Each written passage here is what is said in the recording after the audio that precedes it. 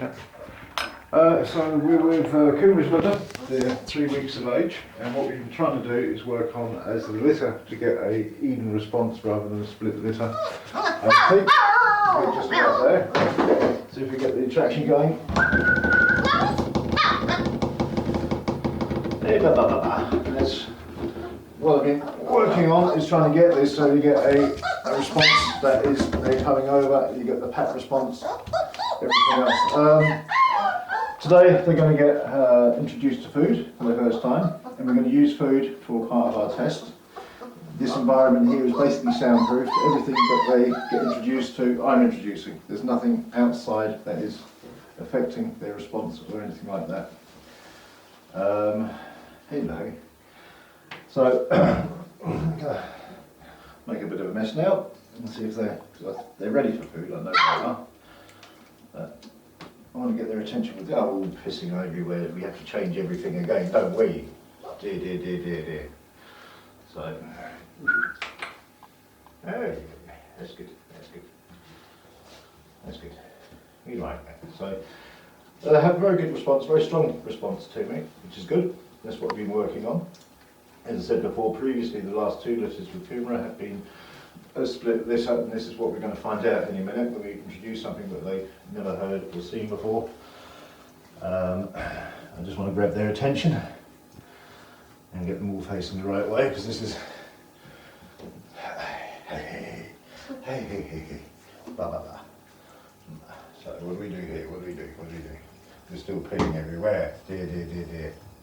Have to learn toilet training next. We finished now? We finished? Yes, we finished. Attention, yo. Okay.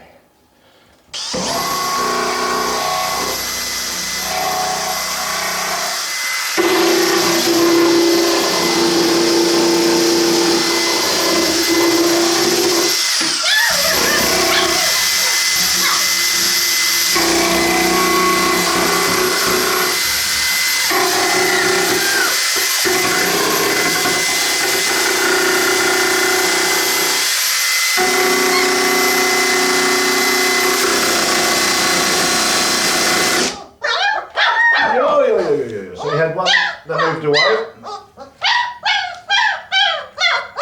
Quite strong in that reaction, but we had most of them. We had one that was sort of indifferent to it, undecided whether to move forward.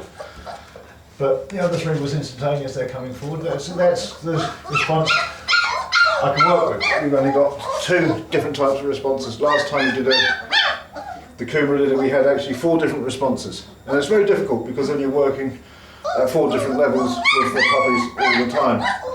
I've got to persuade this one to come forward. The rest we had one that was sort of just standing there, sitting there doing nothing. The rest came forward. This one's going to be easy enough to change. They're similar, those 2. So it's 2 responses I've got to work with rather than 4 different responses. So we use food now on this one.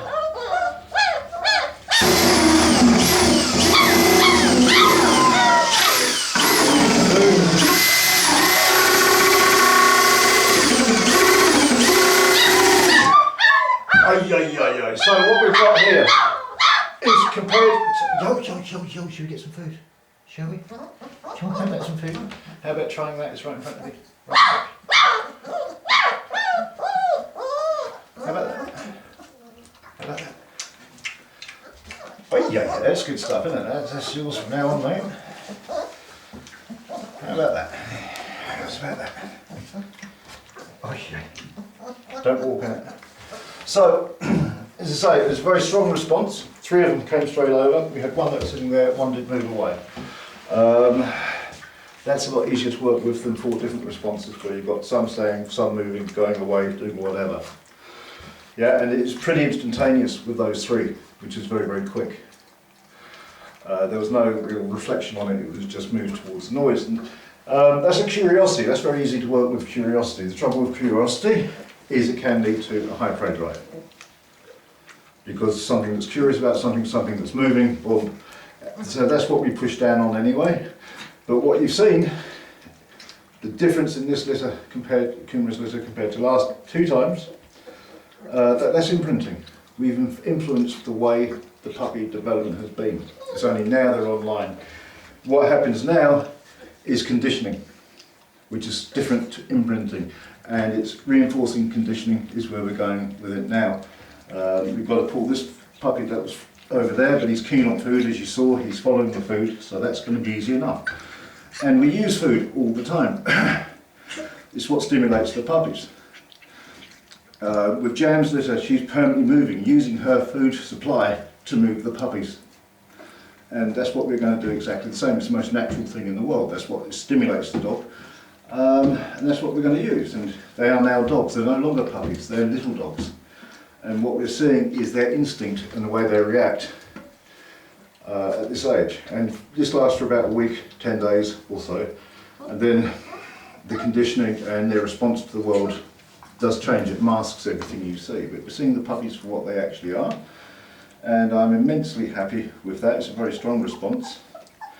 And the fact that we've actually changed the disposition of the litter, the way it reacts, I think that's imprinting. That's what that is. That's what you've witnessed all the way through it, and how we've changed the disposition of a litter and its action. So it's something that they used to do quite a lot in the 40s and 50s. There's a lot written about it. They were a lot harsher in the way they did it. You'd probably get arrested if you use some of their methods. But it's something that's really not in trend since the 60s. Imprinting has really gone out of fashion. And it is the way forward if you want to get consistency in temperament and character. So that's the Kumara litter at 3 weeks.